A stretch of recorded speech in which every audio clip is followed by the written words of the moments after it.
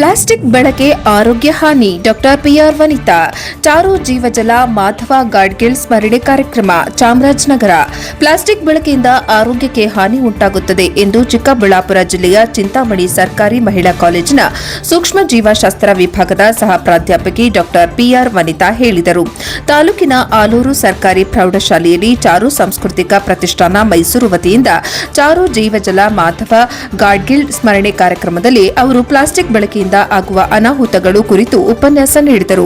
Plastic ಮಣ್ಣಿನಲ್ಲಿ ಕರಗುವುದಿಲ್ಲ, ಇದು ನೂರಾರು ವರ್ಷಗಳ ಕಾಲ ಹಾಗೆಯೇ ಉಳಿಯುತ್ತದೆ. ಸುಲಭವಾಗಿ ಮಣ್ಣು ಮತ್ತು ನೀರನ್ನು ಕಲುಷಿತಗೊಳಿಸುತ್ತದೆ. ಪ್ಲಾಸ್ಟಿಕ್ ಸುಟ್ಟಾಗ ಬರುವ ವಿಷಕಾರಿ ಹೊಗೆಯಿಂದ ಕ್ಯಾನ್ಸರ್ನಂತಹ ಗಂಭೀರ ಕಾಯಿಲೆಗಳು ಬರುತ್ತವೆ. ಪ್ರಾಣಿಗಳು ಪ್ಲಾಸ್ಟಿಕ್ ತಿಂದರೆ ಉಸಿರುಗಟ್ಟಿ ಸಾಯುತ್ತವೆ. ಮೈಕ್ರೋ ಪ್ಲಾಸ್ಟಿಕ್ ನಮ್ಮ ಆಹಾರವನ್ನ ಸೇರಿ ಆರೋಗ್ಯವನ್ನ ಹಾಳು ಮಾಡುತ್ತದೆ ಎಂದರು.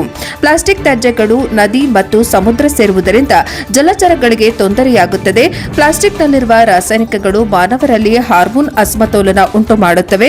ಇದರಿಂದ ಹೆಣ್ಣು ಮಕ್ಕಳು ಚಿಕ್ಕ ವಯಸ್ಸಿನಲ್ಲೇ ಪ್ರೌಢಾವಸ್ಥೆಗೆ ಬರುತ್ತದೆ. ಶುಗರ್, ಕ್ಯಾನ್ಸರ್ ರೋಗ ಬರುತ್ತದೆ. ಹಾಗಾಗಿ ಪ್ಲಾಸ್ಟಿಕ್ ಬಳಕೆಯಿಂದ ದೂರವಿರಬೇಕು ಎಂದರು. ಚಾರು ಸಾಂಸ್ಕೃತಿಕ ಪ್ರತಿಷ್ಠಾನದ ಅಧ್ಯಕ್ಷೆ ಶೀಲಾ ಕುಮಾರಿ ಪ್ರಾಸ್ತಾವಿಕವಾಗಿ ಮಾತನಾಡಿ ಶಾಲಾ ಆವರಣದಲ್ಲಿ ಹಸಿರುಕರಣಗೊಳಿಸುವ ಉದ್ದೇಶದಿಂದ ನಮ್ಮ ಟ್ರಸ್ಟ್ ವತಿಯಿಂದ ಸಸಿಗಳನ್ನು ನಡೆಸಲಾಗಿದೆ.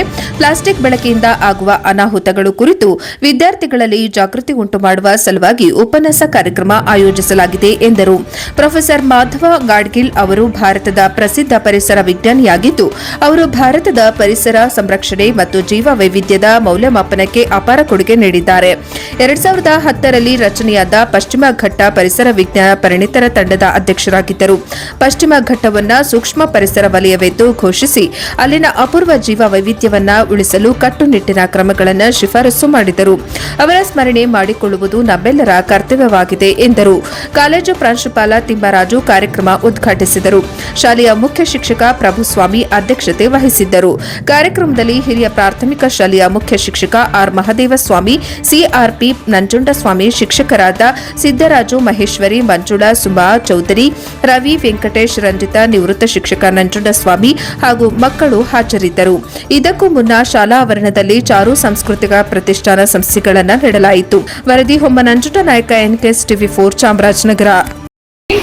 ನಿಮ್ಮ ದೇಹದಲ್ಲಿ ಸಮುದ್ರದ ಜೀವಿಗಳ ದೇಹದಲ್ಲಿ ಸೇರ್ಕೊಳ್ತಾ ಇದೆ ಅಂತ ಹೇಳ್ತಾರೆ. ಸೊ ಆ ತರ ಬರುವ ಪ್ಲಾಸ್ಟಿಕ್ ಇಂದ ನಮ್ಮ ಬಾಡಿಯಲ್ಲಿ ಏನಾಗಬಹುದು ಅಥವಾ ಪರಿಸರದಲ್ಲಿ ಏನಾಗಬಹುದು ಅನ್ನೋದಾಗ್ತದೆ. 3 ರೀತಿಯಲ್ಲಿ ಹೇಳಕ್ಕೆ ನಾನು ಬಯಸ್ತೇನೆ. ಒಂದು, ನಮ್ಮ ಆರೋಗ್ಯಕ್ಕೆ ಇದು ಡೈರೆಕ್ಟ್ ಆಗಿ ಹೇಗೆ ಹಾನಿಕಾರಕ ಅಂತ ಹೇಳ್ತೇನೆ. ಎರಡನೇದು, ಸಮುದ್ರ ಜೀವಿಗಳಲ್ಲಿ ಏನ್ ಮಾಡುತ್ತೆ ಅಂತ ಹೇಳ್ತೇನೆ. ಮೂರನೇದು, ಡೈರೆಕ್ಟ್ ಆಗಿ ಪರಿಸರದಲ್ಲಿ ಅಂದ್ರೆ ಸಾಯಿಲ್ ಅಲ್ಲಿ, ಏರ್, ವಾಟರ್ ಅಲ್ಲಿ ಏನ್ ಮಾಡುತ್ತೆ ಅಂತ ಹೇಳ್ತೇನೆ. ಸರಿನಾ?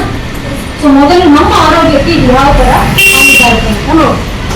ಸೊ ಈ ಮೈಕ್ರೋ ಪ್ಲಾಸ್ಟಿಕ್ಸ್ ನಮ್ಮ ದೇಹದಲ್ಲಿ ಸೇರ್ತಾ ಹೋದರೆ because of various chemical reactions ಆ ಪ್ಲಾಸ್ಟಿಕ್ ಇಂದ ಕೆಲವೊಂದು ಟಾಕ್ಸಿಕ್ ಕೆಮಿಕಲ್ಸ್ ಆಚೆ ಬರುತ್ತೆ. ಇದರಲ್ಲಿ ತುಂಬಾ ಮುಖ್ಯವಾದ ಒಂದು 4-5 ಕೆಮಿಕಲ್ ಬಗ್ಗೆ ಹೇಳ್ತೇನೆ. ಫಸ್ಟ್ ರೈಟ್, ಆಸ್ತಮಾ ಕೇಳಿರ್ತೀರಾ? ಇನ್ನೊಂದು ತುಂಬಾ important, early puberty.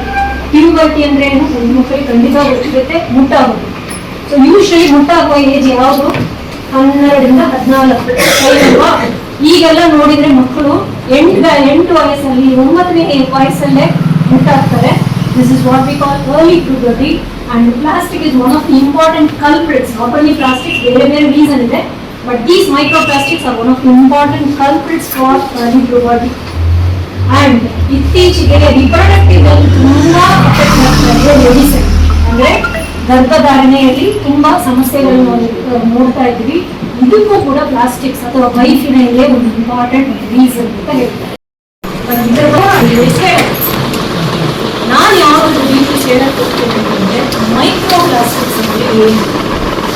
Plastic size which is ranging from 1 nanometre to 5 millimetre. ಇದನ್ನ ನಾವು ಮೈಕ್ರೋ ಪ್ಲಾಸ್ಟಿಕ್ ಅಂದ್ರೆ ಸೈಜ್ ಬೇಸಿಸ್ ಮೇಲೆ ನಾವು ಪ್ಲಾಸ್ಟಿಕ್ ಅನ್ನ ಮೈಕ್ರೋ ಪ್ಲಾಸ್ಟಿಕ್ ಅಂತ ಕರಿತೀವಿ. ಯಾವ ಪ್ಲಾಸ್ಟಿಕ್ ಗೆ ಸೈಜ್ 1 ನ್ಯಾನೋಮೀಟರ್ ಇಂದ, ನ್ಯಾನೋಮೀಟರ್ ಅಂದ್ರೆ ಎಷ್ಟು ಬರುತ್ತೆ ಗೊತ್ತಿದೆಯಾ? ನಿಮ್ಮ ಒಂದೇ ಒಂದು ಕೂದಲು ಥಿಕ್ನೆಸ್ ಇರುತ್ತೆಲ್ಲ, ಒಂದೇ ಒಂದು ಕೂದಲು, ಅದನ್ನ 1 ನ್ಯಾನೋಮೀಟರ್ ಅಂತ ಹೇಳ್ತೀವಿ. ಸೊ 1 ನ್ಯಾನೋಮೀಟರ್ ಸೈಜ್ ಇರುವ ಪ್ಲಾಸ್ಟಿಕ್ ಇಂದ 5 ಮಿಲಿಮೀಟರ್ ಸೈಜ್ ಇರುವ ಪ್ಲಾಸ್ಟಿಕ್, 5 ಮಿಲಿಮೀಟರ್ ಗೊತ್ತಿದೆಯಲ್ಲ, ನಿಮ್ಮ ಸ್ಕೇಲಲ್ಲಿ 10 ಮಿಲಿಮೀಟರ್ ಸೇರಿದ್ರೆ 1 ಸೆಂಟಿಮೀಟರ್ ಅಂತ ಹೇಳ್ತೀರಲ್ಲ, ಅದರಲ್ಲಿ ಅರ್ಧ. ನಿಮ್ಮ ಫಿಂಗರ್ ಟಿಪ್ಪಲ್ಲಿ ನೀವು ಒಂದು ಪ್ಲಾಸ್ಟಿಕ್ ಸಾಮಾನನ್ನು ಇಟ್ಕೊಂಡ್ರೆ ಎಷ್ಟು ಬರುತ್ತೋ ಸೈಜ್ ಅದು 5 ಮಿಲಿಮೀಟರ್. ಸೊ ಅಷ್ಟು ಮಿಲಿಮೀಟರ್ ಸೈಜ್ ಉಳ್ಳ ಪ್ಲಾಸ್ಟಿಕ್ಗೆ ನಾವು ಮೈಕ್ರೋ ಪ್ಲಾಸ್ಟಿಕ್ ಅಂತ ಹೇಳ್ತೀವಿ. ಹೌದು, ನಾವು ಹೀಗೆ ಅವರು ಕರ್ನಾಟಕ, ಒಡಿಶಾ, ತಮಿಳುನಾಡು ಮತ್ತೆ ಆಂಧ್ರ ಒಟ್ಟು 167 ಅಂತಾರಾಷ್ಟ್ರೀಯ ಮಟ್ಟದಲ್ಲಿ ಕೆಲಸವನ್ನು ಮಾಡಿದ್ದಾರೆ. ಕೊನೆಯವರೆಗೂ ಮಾಡಿದ್ದಾರೆ. ನಮ್ಮ ಹೆಸರು ತಿಳ್ಕೊಬೇಕಲ್ವ, ಯಾರ್ಯಾರು ಹೆಸರು ತಿಳ್ಕೊತೀವಿ ಅಲ್ವಾ, ನಮ್ಗೇನೂ ಪ್ರಯೋಜನಕ್ಕೆ ಬಡ್ಡೆ ಇರೋ ಹೆಸರು. ಅವ್ರು ನಮ್ಗೆ ಕಷ್ಟಕ್ಕಾಗಲ್ಲ, ಸುಖಕ್ಕಾಗಲ್ಲ. ಯೋಗ, ಸಂಗೀತ ಅಂತೆಲ್ಲ ಮಾಡ್ತಾ ಇದ್ದೀವಿ. ಆದರೆ ಅದನ್ನು ಹೊರತುಪಡಿಸಿ ಚಾಮರಾಜನಗರ ಮತ್ತು ಮೈಸೂರು ಆ ನಗರದಲ್ಲಿ ಇರ್ತಕ್ಕಂತಹ ವಿಶೇಷವಾಗಿ ಸರ್ಕಾರಿ ಶಾಲೆ, ಪ್ರೌಢಶಾಲೆ ಮತ್ತು PUC ಕಾಲೇಜು, ಪದವಿ ಕಾಲೇಜುಗಳಿಗೆ ಮುಖ್ಯವಾಗಿ ಅವುಗಳನ್ನ ಗಮನದಲ್ಲಿಟ್ಟುಕೊಂಡು ಇಡೀ ವರ್ಷ ಪರಿಸರದ ಬಗ್ಗೆ ಕಾಳಜಿಯನ್ನ ತೋರಿಸ್ತಕ್ಕಂಥ ಕಾರ್ಯಕ್ರಮಗಳನ್ನ ಮಾಡೋದಂತ ಅಂದ್ಕೊಂಡಿದ್ದೇವೆ. ಅಂದ್ರೆ ಇದು ಚಾಕು ಜೀವಜಾಲ ಅಂತ ಇಡೀ ವರ್ಷ ನಾವು ಡಿಸೆಂಬರ್ವರೆಗೆ ಇದನ್ನ ಮಾಡ್ತೀವಿ.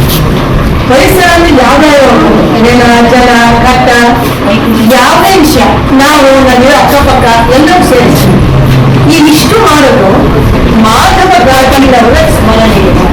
ಅಪ್ಪ ನಿಮ್ಮಲ್ಲಿ ಒಂದೇ ಪ್ರಶ್ನೆ ಅಂತ ಅನ್ಕೊಂಡಿದ್ದೀನಿ, ಮಾಧವ ಗಾಂಧಿ ಯಾರು ಕೊಟ್ಟು ಕೈ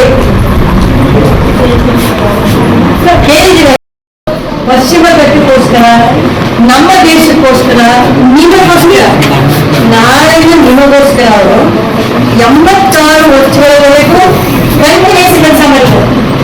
ಪುಸ್ತಕಗಳನ್ನ ಬರೆದಿದ್ದಾರೆ, ಅಂಕಣಗಳನ್ನ ಕೊಟ್ಟಿದ್ದಾರೆ. ಎಲ್ಲ 3 ಸುತ್ತಿ, ಎಸ್ಪೆಷಲಿ ಮಕ್ಕಳಿಗೆ ಒಳ್ಳೆಯದಾಗಬೇಕು ಅನ್ನೋ ಉದ್ದೇಶದಿಂದ 86ರವರೆಗೂ ಅವರು ಕೆಲಸವನ್ನು ಮಾಡಿದ್ದಾರೆ. ಗವರ್ಮೆಂಟ್ಗೆ ವರದಿ ಸಲ್ಲಿಸಿದ್ದಾರೆ, ಎಷ್ಟೋ ಒಂದು ಕಾರ್ಯಕ್ರಮಗಳಲ್ಲಿ ಭಾಗವಹಿಸಿದ್ದಾರೆ, ಹೋರಾಟಗಳಲ್ಲಿ ಭಾಗವಹಿಸಿದ್ದಾರೆ. ಅವರು ಜನವರಿ 7ರಂದು ದಿವಂಗತರಾದರು. ಎಷ್ಟು ದೊಡ್ಡ ಜೀವ, ಇಡೀ ಜೀವ ಕುಳಿಕೆ ಒಳ್ಳೆಯದಾಗಬೇಕು ಅನ್ನುವಂಥ ಜೀವ ಅದು ಇದೆ ಅಂತ ಇದ್ದಾಗೂ ನಮಗೆ ಗೊತ್ತಾಗಲಿಲ್ಲ, ಹೋದಾಗೂ ನಮಗೆ ಗೊತ್ತಾಗಲಿಲ್ಲ. ಪತ್ರಿಕೆಗಳಲ್ಲಿ ಒಂದು ಸಣ್ಣ ಭಾಗಗಳಲ್ಲಿ ಘಟಕ ಇದೆ, ಅದು ನಿಜವಾಗ್ಲೂ ನೋಡ್ಕೊಡ್ತು. ಸೊ ಪರಿಸರದ ಬಗ್ಗೆ ಈ ವರ್ಷ ಕಾರ್ಯಕ್ರಮ ಮಾಡ್ಕೊಳ್ಬೇಕು ಅಂತ ಆಲೋಚನೆ ಇದ್ದಾರೆ. ನಡೀತಾನೆ ಇದ್ದಾವೆ. ಅದರೊಳಗೆ ಮಾಧವ ಗಾಡ್ಗೆ ಹೆಸರಲ್ಲಿ ನಡೀತಾ ಇರೋದು. ಇತ್ತೀಚೆಗೆ ಅವರು ಪರಿಸರವಾದಿ ತೀರ್ಥರು ಅವರು ಈ ಪಶ್ಚಿಮ ಘಟ್ಟಗಳನ್ನು ನಡೆಸಿದ ಅಧ್ಯಯನಗಳು ಬಹಳ ದೊಡ್ಡ ಅಧ್ಯಯನಗಳು, ಮತ್ತೆ ಕಣ್ ತೆರೆಸಿದವು, ಸರ್ಕಾರಗಳ ಕಣ್ಣನ್ನ ತೆರೆಸಿದವು. ಅವೆಲ್ಲ ಬಹಳ ದೊಡ್ಡ ಅಧ್ಯಯನಗಳು, ಸ್ಟಡಿ. ಅವರ ಸ್ಮರಣೆಯಲ್ಲಿ ಈ ಪ್ಲಾಸ್ಟಿಕ್ ನಿಂದ ಪರಿಸರದ ಮೇಲೆ ಏನ್ ಪರಿಣಾಮ ಆಗ್ತಾ ಇದೆ, ಇವತ್ತು ಭೂಮಿ ಮೇಲೆ ಮಾತ್ರ ಅಲ್ಲ, ಸಮುದ್ರದ ಒಳಗಡೆ ಇರ್ತಕ್ಕಂಥ ಜೀವಿಗಳು ಕೂಡ ಪ್ಲಾಸ್ಟಿಕ್ ಅಂತ ಪತ್ತೆ ಹಚ್ತಾ ಇದ್ದೀವಿ. ಮತ್ತೆ ಆ ಪ್ಲಾಸ್ಟಿಕ್ ಅಲ್ಲೆಲ್ಲ ಸಮುದ್ರದ ಅಳುಕು ಹೋಗ್ತಾ